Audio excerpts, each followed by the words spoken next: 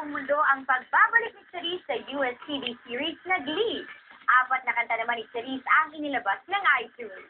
Mula Los Angeles, nagpapatrol North America correspondent Don Tagala. Nasalakot sila sa Los Angeles in full force at excited na nanonood ang mga chasters para sa pagbabalik ng kanilang idolo sa hit TV series na Glee.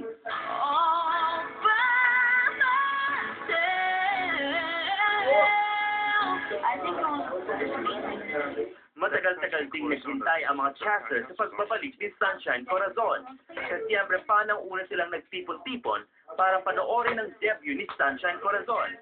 Samantala, wala na talaga makapipigil sa tuloy-tuloy na pagkilala kay Charisse bilang isang rising star sa Amerika.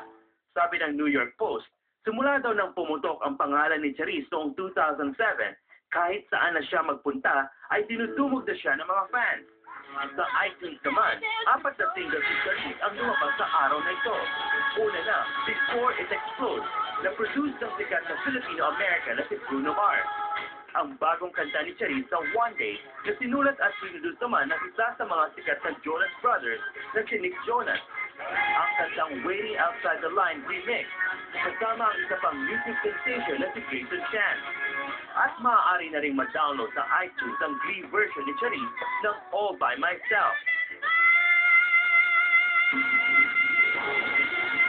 Don Tagala, patron ng Filipino